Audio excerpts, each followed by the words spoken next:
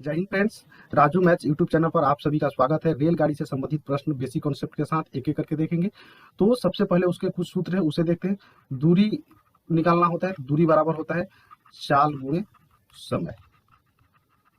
ठीक है, जो चाल होता है वो कहीं जो है किलोमीटर प्रति घंटा में दिया रहता है, इसे मीटर प्रति सेकंड में कन्वर्ट करना पड़ता है, तो इसे 5/18 से गुणा कर देंगे। यदि चाल मीटर प्रति सेकंड में दिया हुआ है, इसे किलोमीटर प्रति घंटा में चेंज करना है, तो 18/5 से गुणा कर देंगे, यानी अपोजिट करके। ठीक है, अब रेलगाड़ी वाले प्रश्न में आता है कि रेलगाड़ी जो है एक खंभे को पार कर रही है।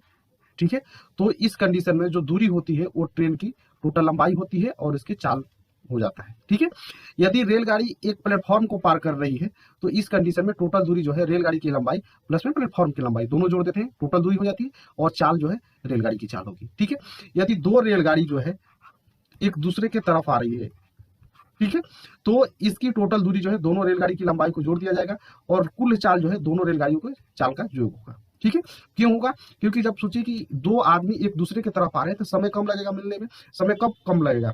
जब दोनों का चाल अधिक होगा। तो चाल कब अधिक होगा? जब दोनों को जोड़ा जाएगा। ठीक है, जब दो रेलगाड़ी एक दूसरे से दूर जा रही है, ठीक है, तो दूरी यहां भी वही होती है, दोनों रेलगाड़ी का जो लंबाई होगा उसको जोड़ देंगे और चालों का अंतर निकाल देंगे। ठीक है, इसी कॉन्सेप्ट के साथ ये पूरे चैप्टर है। तो इसका पहला प्रश्न देखते हैं।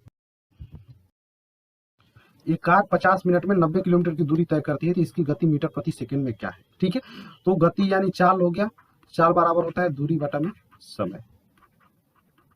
ठीक है, यहाँ पर दूरी 90 किलोमीटर है और चाल जो है 50, समय 50 मिनट दिया हुआ है। ठीक है, अब हमें चाल निकालना है। पहले तो किलोमीटर को मीटर में हमें चेंज करना है, तो ये 90 गुणे 1000 हो जाएगा। 1 किलोमीटर बराबर 1000 मीटर होता है। ये 50 मिनट को सेकेंड में बदलना है, तो 60 से गुणा कर देंगे। ठीक है, अब ये 0 0 कटा देंगे, यहाँ 5 से 2 बार में जाएगा और ये 15 छक्का 90 होगा, यानी 30 मीटर प्रति सेकेंड इसकी चाल हो गई। ठीक है, नेक्स्ट क्वेश्चन देखते हैं। कोई ट्रेन एक समान चाल से 225 किलोमीटर की दूरी 2.5 घंटों में तय करती है, तो ट्रेन को उसी चाल से 450 किलोमीटर की दूरी तय करने में कितना समय? ये मौखिक क्वेश्चन है। यहाँ पर देखिए कि 225 किलोमीटर की दूरी 2.5 घंटे में तय कर रही है। इससे ये कितना है? 2 गुना है। 225 में 2 से गुणा करेंगे तो 450 होगा, तो क्या समय इससे दुगुना नहीं लगेगा? यानी 5 घंटे में तय कर देगी, तो 5 घंटा इसका राइट आंसर जो ऑप्शन ए में दिया हुआ। ठीक है, नेक्स्ट क्वेश्चन देखते हैं। दोनों ट्रेनों की चालों का अनुपात 2:7 है। यदि पहली ट्रेन 5 घंटे में 250 किलोमीटर चलती है, तो दोनों ट्रेनों की चाल का योग कितना होगा? ठीक है, ये चाल दिया हुआ है, तो चाल का अनुपात जो है 2:7 है। ठीक है, ये पहली ट्रेन है और ये दूसरी है। ठीक है, अब समय देख रहे हैं, तो समय पहले वाले के लिए 5 घंटा है और दूरी जो है 250 है। तो दूरी बराबर क्या होता है? चाल गुणे समय होता है।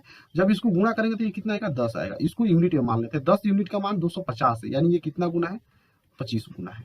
ठीक है, अब कह रहा है कि दोनों ट्रेनों की चालों का योग, दोनों ट्रेनों की चाल कितनी है? ये 2 यूनिट है और ये 7 यूनिट, यानी 9 यूनिट हो गया। तो 1 यूनिट का मान कितना आया? 25। 9 गुणे 25, ये 225 किलोमीटर प्रति घंटा होगा। राइट आंसर जो ऑप्शन डी में दिया हुआ। ठीक है, नेक्स्ट क्वेश्चन देखते हैं।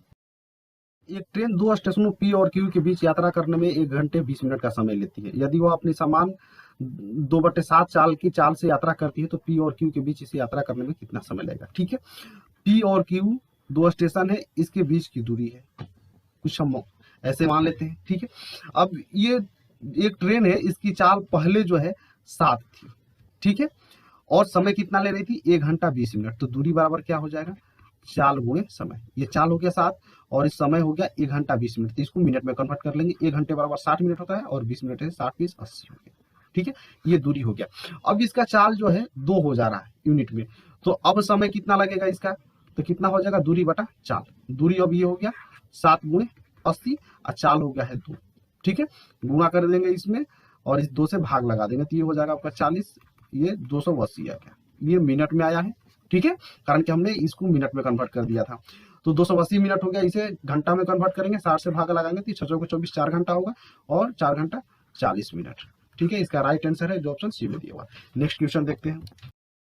तो 40 मीटर लंबी एक ट्रेन 360 मीटर लंबी सुरंग को 30 सेकंड में पार करती है, तो ट्रेन की 4 किलोमीटर प्रति घंटा में क्या है? ठीक है, तो यहाँ दूरी जो है कितनी हो जाएगी? ट्रेन की लंबाई और प्लस में सुरंग की लंबाई। ठीक है, ये हो गया 600 मीटर में। ठीक है, और समय दिया हुआ 30 सेकंड। तो चाल बराबर क्या होता है? दूरी बटा में समय। दूरी हो गया 600 और समय हो गया 30। ठीक है। अब हमें इसे किलोमीटर प्रति घंटा में कन्वर्ट करना पड़ेगा, कारण कि ये मीटर है और ये सेकंड है, तो मीटर प्रति सेकंड में आंसर आएगा। हमें इसे कन्वर्ट करना पड़ेगा किलोमीटर प्रति घंटा में, तो क्या करेंगे 18/5 से गुणा कर देंगे। ठीक है, तो ये जो है 20 बार में कटेगा और ये 5 का 20। ठीक है, यानी 4 × 18 ये 72 किलोमीटर प्रति घंटा इसका राइट आंसर है, जो ऑप्शन सी में दिया हुआ। ठीक है, नेक्स्ट क्वेश्चन देखते हैं। 40.5 किलोमीटर प्रति घंटा की चाल से चलने वाली एक रेलगाड़ी एक खंभे को पार करने में 24 सेकंड का समय लेती है।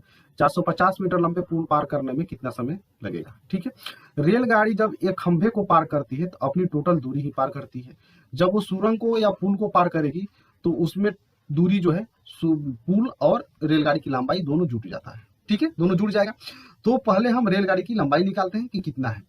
तो चाल दिया हुआ है 40.5 किलोमीटर प्रति घंटा में है, तो इससे मीटर प्रति सेकंड में कन्वर्ट करेंगे, 5/18 से गुणा कर देंगे, समय 24 सेकंड दिया हुआ है, गुणा कर देंगे। ठीक है, अब ये 9 पॉइंट हटाएंगे तो बटे में 10 हो जाएगा, ये 9 से कटाएंगे तो 2 बार में जाएगा, ये 9 चौका 36 हो गया, 9 5 45। ठीक है, 45 हो गया यहाँ पर। अब 5 दूनी 10 हो गया, ये 2 × 2 4 हो गया, 4 6 24। ठीक है, यानी 45 × 6 हो गया, 6 35 6 24 और 3 27। 270 मीटर जो है रेलगाड़ी की लंबाई हो गई। ठीक है, पुल की लंबाई जो है 450 दिया हुआ है मीटर में। ठीक है, 270 मीटर पार करने में उसे 24 सेकंड लग रहा है। ठीक है, अब इसको हम रेशियो में बदल देंगे रेलगाड़ी की लंबाई को, तो यहाँ 0 से 0 कट गया। ठीक है, 9 5 45 हो गया, 9 3 27 हो गया, यानी हम इसको 3 यूनिट माने, 3 यूनिट पार करने में से 24 सेकंड लग रहा है, यानी ये 8 गुना है, तो ये भी 8 गुना कर देंगे तो निकल जाएगा इसका समय, यानी 8 5 40। ठीक है, अब पुल को पार करना है तो रेलगाड़ी क्या अपनी लंबाई भी पार करेगी और पुल की लंबाई भी पार करेगी, यानी 24 सेकंड अब प्लस 40 सेकंड, 64 सेकंड इसका राइट आंसर है, जो ऑप्शन डी में दिया हुआ है। ठीक है, नेक्स्ट क्वेश्चन देखते हैं।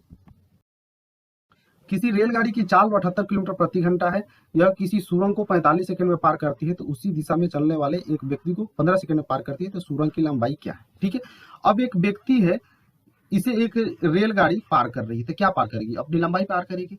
यदि सुरंग है, इसको पार करे तो क्या करेगी? अपनी लंबाई और प्लस सुरंग। ठीक है, यदि व्यक्ति को पार कर रही थी तो 15 सेकंड ले रही है, और ये दोनों को पार करे तो 45 सेकंड ले रही है। ठीक है, तो 15 सेकंड यहाँ लेगी और 30 सेकंड यहाँ लेगी, तब ना टोटल 45 होगा। रेलगाड़ी की लंबाई पार करने में 15 सेकंड लग रहा है, यहाँ भी 15 लगेगा और सुरंग पार करने में 30 सेकंड लगेगा। ठीक है, तो अब हमें सुरंग की लंबाई ज्ञात करनी थी, क्या करेंगे?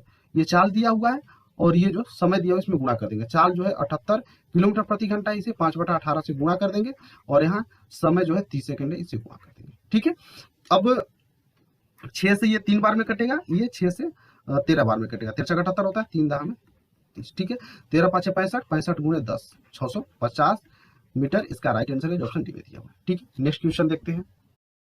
एक रेलवे इंजन 400 मीटर और 235 मीटर लंबे दो पुलों को क्रमशः 100 सेकंड और 60 सेकंड में पार करता है, तो रेल इंजन की लंबाई का दुगुना कितना है? ठीक है, और रेलवे इंजन जब किसी पुल को पार करता है तो उसमें रेलगाड़ी की लंबाई और पुल की लंबाई दोनों होती है।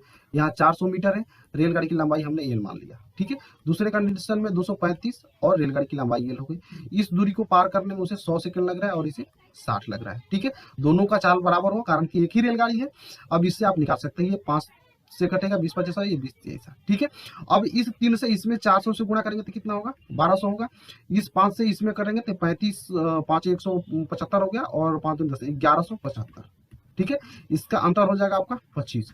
यहाँ अंतर निकालेंगे तो ये 5 होगा और ये 3 होगा, तो इसका अंतर क्या हो जाएगा? 12। यानी रेलगाड़ी की लंबाई का दुगना ही पूछ रहा था, तो 12 बराबर कितना होगा? 25। इसका राइट आंसर ऑप्शन डी में दिया। ठीक है, थैंक यू, मिलते हैं नेक्स्ट वीडियो में।